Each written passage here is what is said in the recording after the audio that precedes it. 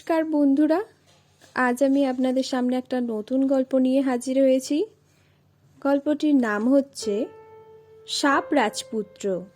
লেখক উপেন্দ্রকিশোর রায়চৌধুরী।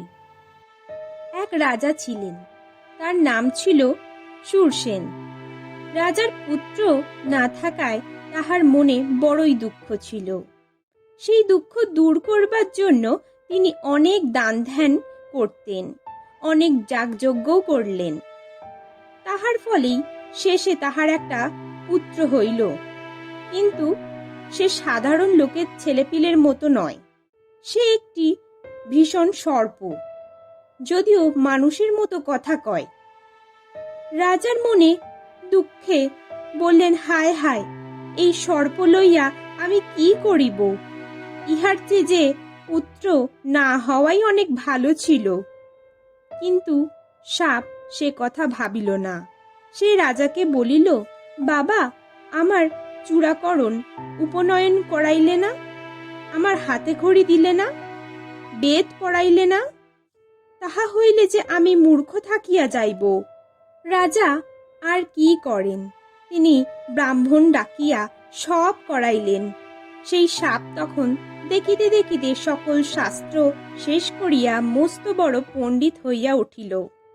তারপর একদিন সে রাজাকে বলিল, বাবা, আমার বিবাহ দিলে না? তাহা হইলে যে লোকে আমাকে ছেলে মানুষ ভাবিবে, আমার কথা গ্রাহ্য করিবে না, আর তোমারও বংশ লোপ হইয়া যাবে। তাহার দরুন শেষে তোমাকে নরকে যাইতে হবে। রাজার মাথায় আকাশ ভাঙিয়া পড়িল। তিনি বলিলেন, বাছা, তুমি যদি মানুষ হইতে তবে তো কোনো মুশকিল ছিল না, কিন্তু তুমি যে সাপ, তোমাকে দেখিলেই পালাবে ছুটে। তোমাকে কে তাহার মেয়ে দিতে চাইবে বলো? সাপ বলিল, নাইবা চাইল, রাজাদের তো জোর করিয়া মেয়ে ধরিয়া আনাইয়া বিবাহ হইতে পারে। তাই কেন করো না? আমার যদি বিবাহ না হয় তবে আমি নিশ্চয়ই গঙ্গায় ডুবিয়া মরিব। এ কথা রাজা মশায়ের তো বড়ই সংকটে পড়িলেন শুনে। এখন উপায় কি? শেষে অনেক ভাবিয়া তিনি তাহার অমাত্যদিগকে বলিলেন, আমার পুত্র এখন বড় হইয়াছে, আর খুব উপযুক্তও বটে। তোমরা তাহার বিবাহের চেষ্টা দেখো। রাজার যে একটি ছেলে আছে, অমাত্যরা সকলেই তাহা জানে, কিন্তু সেটি যে একটি সাপ, সে কথা তাহাদের কেহই জানে না। সেই কথাটি রাজামশাই গোপন রাখিয়াছিলেন। কাজেই রাজার কথা শুনিয়া তাহার খুব উৎসাহের সহিত বলিল, মহারাজা, আপনার যখন ছেলে, তখন আর চেষ্টার বিশেষ দরকার কি? দেশ বিদেশ আপনার নাম, আপনি যাহার নিকটে যাইবেন সেই মেয়ে দেবে। রাজার একটি খুব পুরাতন বিশ্বাসী কর্মচারী ছিল, কিন্তু সে রাজার কথা ভাবে বুঝিয়া লইল যে তাহার মধ্যে কিছু চেষ্টা করার দরকার আছে। সে বলিল, মহারাজ, আপনার মনের কথা আমি বুঝিয়াছি। আপনার অনুমতি হইলে আমি কন্যার চেষ্টায় যাইতে পারি। পূর্ব দেশে বিজয় নামে এক রাজা আছেন।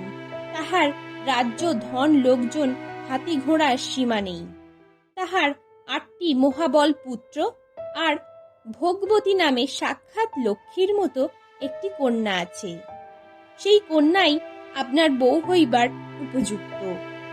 সে কথায় রাজা ভারী খুশি হইয়া তখন বিস্তর টাকা কড়ি ও লোকজন সঙ্গে দিয়া কর্মচারীটাকে পূর্ব দেশের রওনা করিয়া দিলেন। কর্মচারী রাজা বিজয়ের সবাই উপস্থিত হইয়া শূরসেনের পুত্রের জন্য তাহার কন্যার ভোগবতীকে প্রার্থনা করিল। সেই সাপকে সে জন্মেও চোখে দেখে নাই, জানেও না যে সেটা সাপ। সে তাহাকে মানুষ ভাবাইয়া আন্দাজে তাহার কত প্রশংসা যে করিল, তাহা আর বলিবার কথা নয়। তাহার একটি কথাও সত্য নহে, কিন্তু রাজা বিজয় তাহার আগাগোড়াই বিশ্বাস করিলেন। কাজেই বিবাহের কথা স্থির হইতেই আর বিলম্ব হইল না।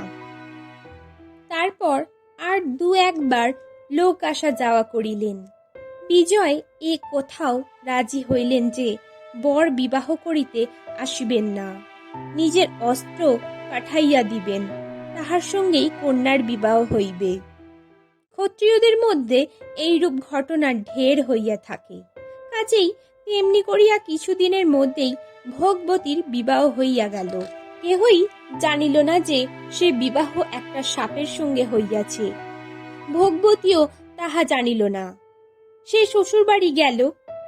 পর প্রথম কেহই তাহাকে সেই সাপের কথা জানাইতে সাহস পায় না, কিন্তু শেষে যখন সে সকলকে কথা জানিল আর সাপকেও দেখিল, তখন সে সাপকে তাহার যারপনারায়ণ ভালো লাগিল। সে দিনরাত পরম যত্নে তাহার সেবা করে, অতি মিষ্টভাবে তাহার সঙ্গে কথাবার্তা কহে, আর গান গাহিয়া বাজনা বাজাইয়া খেলা করিয়া বিধিমতে তাহাকে খুশি রাখে। তখন একদিন সাপ তাহাকে বলিল, ভোগবতী, আমি তোমার উপর বড়ই সন্তুষ্ট হইয়াছি। পূর্বের কথা এখন আমার মনে হইতাছে। আমি অনন্তরের পুত্র মহাবল নাগ, মহাদেবের হাতে আমি থাকতাম। তখনও তুমি আমার স্ত্রী ছিলে। একদিন শিব আমার উপর চটাইয়া আমাকে এই সাপ দেন যে তোমাকে মানুষের ঘরে সাপ হইয়া জন্মাইতে হবে। তখন তুমি আর আমি দুজনেই মিলিয়া শিবকে অনেক মিনতি করার পর তিনি বলিলেন, আচ্ছা, তোমরা দুজনে যখন গৌতমী নদীতে গিয়া আমার পূজা করিবে, তখন তোমাদের সাপ কাটাইয়া যাবে। এখন তুমি আমাকে গৌতমী নদীতে লইয়া চলো। ভোগবতী তখনই তাহাকে লইয়া গৌতমীতে যাত্রা করিলেন। আর যেখানে গিয়া শিবের পূজা করিতে, সেই সাপে আবার দেবতার মতন সুন্দর চেহারা হইল। তখন সে শূরসেনের নিকট গিয়া বলিলেন, বাবা, এখন আমার পৃথিবী থেকে আর প্রয়োজন নেই, শেষ হইয়া গেছে। অনুমতি করো, আমি শিবের নিকটে যাই। শূরসেন বলিল, বাবা, তুমি হইলে যুবরাজ, কিছুদিন এখানে থাকাইয়া রাজ্যভোগ করো। তোমার ছেলে পিলে হোক, আমরা দেখিয়া চক্ষু জুড়াই। তারপর আমার মৃত্যু হইলে শেষে শিবের নিকটে যাও। সেই কথায় সম্মত হইয়া মহাবল সুখে রাজ্যভোগ করিতে লাগিল। নমস্কার বন্ধুরা, আজ আমার গল্পটি এখানেই শেষ হচ্ছে।